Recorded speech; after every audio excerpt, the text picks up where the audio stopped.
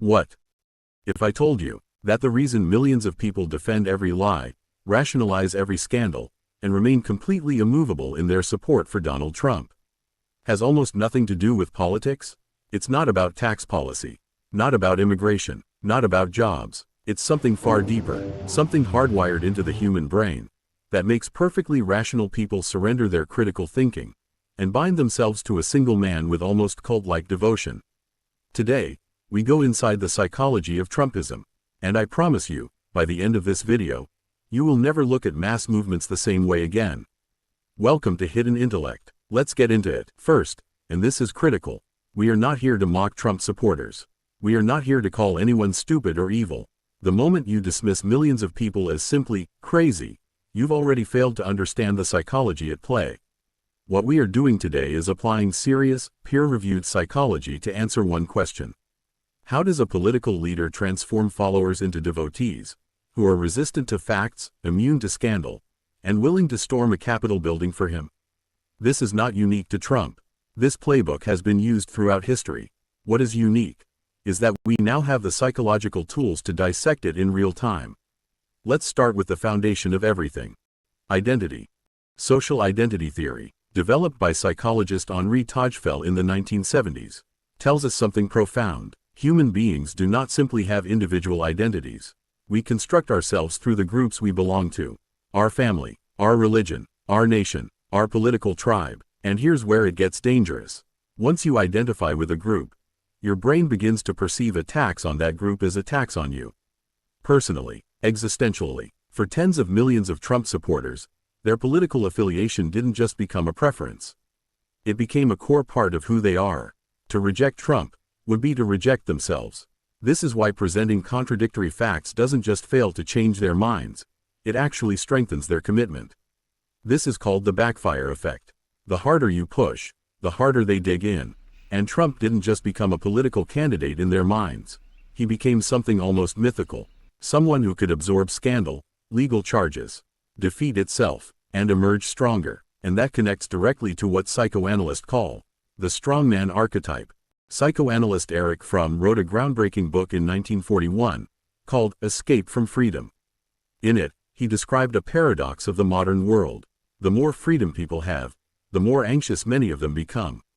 Freedom is terrifying. It comes with responsibility, uncertainty, complexity, and when the world feels chaotic, when economic anxiety rises, when institutions seem corrupt, millions of people unconsciously yearn for a powerful figure to step in and restore order. This is the authoritarian appeal, and it is not a sign of stupidity. It is a deeply human response to existential stress. Trump speaks directly to this psychological need. He says, in essence, the world is a disaster. Only I can fix it. And for people who are genuinely frightened, that message lands like oxygen in a vacuum. Research confirmed that when people were made to feel fearful, their brains showed heightened responses to authoritarian messaging. Fear literally rewires your political preferences. Trump constantly amplifies threats, from immigrants, from elites, from the deep state, and then positions himself as the singular solution. Fear creates the wound. Trump offers himself as the cure. Now let's go even deeper. Yale psychiatrist Bandy Lee introduced a concept she calls narcissistic symbiosis to describe the Trump follower dynamic. Here's how it works. A narcissistic leader, someone who projects grandiose power, who claims to be uniquely great and uniquely persecuted, creates a magnetic pull for followers who feel overlooked, disrespected, or left behind. The leader says, "I am great, and I am being unfairly attacked." The follower says, "So am I." Suddenly, there is a perfect psychological lock and key. The leader's grandiosity fills the follower's void. The follower's devotion feeds the leader's need for adulation. This is why Trump's legal troubles, his convictions, his impeachments, none of it weakened his base. Every attack on him confirmed, in their minds, that he was a great man being persecuted by powerful forces. The suffering became the proof.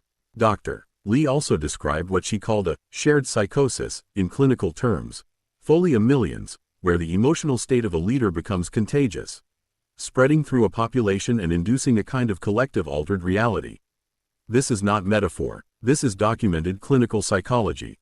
Here's something that is often underestimated: the role of television. Before Donald Trump was a politician, He was a TV character. For 14 seasons on The Apprentice, millions of Americans watched him play a decisive, powerful, successful businessman. Week after week, year after year, these are what cognitive scientists call parasocial bonds, emotional relationships people form with media figures. The brain doesn't fully distinguish between a real relationship and a parasocial one. You feel like you know this person. You feel affection. You feel loyalty. Trump had a 14-year head start on emotional bonding before he ever ran for office. He wasn't a stranger asking for your vote. He was a familiar presence in your living room. And then social media supercharged it. His Twitter feed bypassed every filter. No journalists, no editors, no fact-checkers, just Trump, speaking directly to millions of people, every single day. The critical distance, the psychological space you need to evaluate someone objectively, collapsed entirely. And now, the final piece of the puzzle, cognitive dissonance. Social psychologist Leon Festinger, studying actual cults in the 1950s, discovered something remarkable. When cult members were confronted with undeniable proof that their beliefs were wrong, they didn't abandon the cult. They doubled down, because admitting they were wrong was more psychologically painful than continuing to believe. Every scandal, every lie, every legal conviction becomes something to rationalize away. Because the alternative, admitting you were deceived, that you gave years of your life to a false cause, is simply too painful for the human psyche to bear. Denial is not stupidity, it is psychological self-preservation. And this is why leaving such movements is so difficult. It's not just leaving a political party. It's dismantling a core piece of your identity, your community, your sense of meaning. People don't do that because someone showed them a fact check. They do it, if they do it at all, through long, painful, private psychological journeys. So, what have we learned today? Trumpism is not simply a political movement. It is a psychological phenomenon, built on deeply human needs. The need for identity, for belonging, for a strong father figure in times of chaos, for meaning in the face of displacement. It weaponizes fear. It exploits parasocial bonds. It triggers narcissistic symbiosis. It leverages cognitive dissonance to make itself immune to contradiction. And here is the most important thing I want you to take away. These mechanisms do not belong to Trump alone. They belong to human psychology. They are the same mechanisms that have fueled populist movements, cults, and demagogues throughout all of recorded history. Understanding them doesn't mean excusing them. It means we can recognize them, in real time, wherever they emerge. The unexamined crowd is the one that gets manipulated. The examined mind is the one that stays free. If this video made you think differently, hit that like button. Subscribe to Hidden Intellect for more deep dives like this one. And drop in the comments. What do you think is the most powerful psychological force driving political movements today? I'll see you.